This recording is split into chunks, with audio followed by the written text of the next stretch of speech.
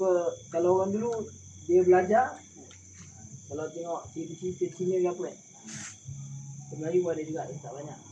Dia orang bukan bayar dengan yuran, dia akan datang bawa beras sikit ke apa ke kan. Tapi sekarang ni yang penting adalah kita macam dulu tak ada pakai elektrik, tak ada pakai api dan sebagainya. Jadi dia akan bagi apa-apa keperluan yang diperlukan untuk gelanggang kan.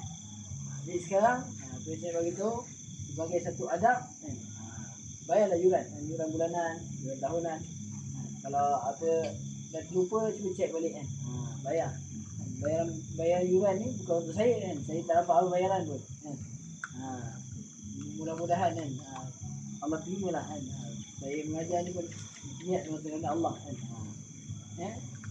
Saya tak minta apa bayaran kan. Cuma bayaran ni adalah untuk bilai kita kan. Dan juga jika diperlukan untuk kita improve apa-apa, upgrade apa-apa kan, dari situlah kita akan ambil sikit. Yuran kita tak banyak pun, sebulan RM15 saja. Kita bukan tak nak buat macam dekat luar kan. Tapi saya takut ada yang tak mampu kan, jadi susah kan nak belajar silat macam tu kan. Ada silat yang dia sebulan RM50 ada.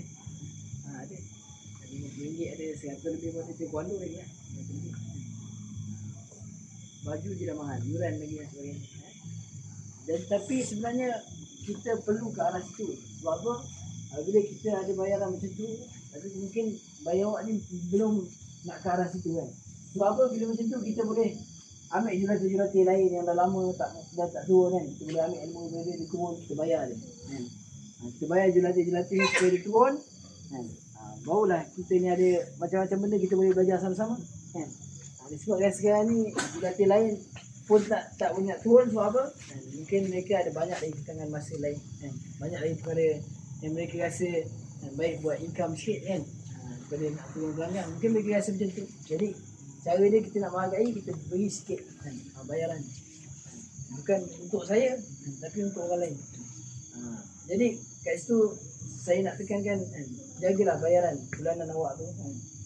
Kat situ ada keberkatan kat situ ada keberkatan. Walaupun tak banyak sedikit sebanyak dapatlah menyumbang dalam untuk apa program elektrik gerai dekat gelanggang. Okey, insya-Allah InsyaAllah. Okey, seterusnya saya nak sebut pasal latihan.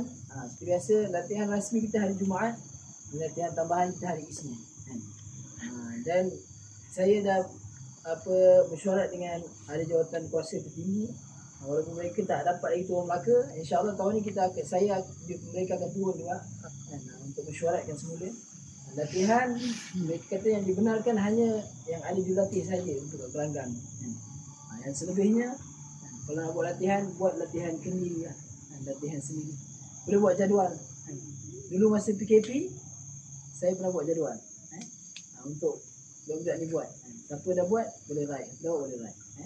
Jadi saya nak minta tolong hari Isnin tu kita akan pulang habis-habisan. Jadi tolong jangan datang lambat. Bila kita datang awal, macam-macam benda kita boleh buat. Kita boleh turun naik bukit. Bila ada kedai makan sikit-sikit.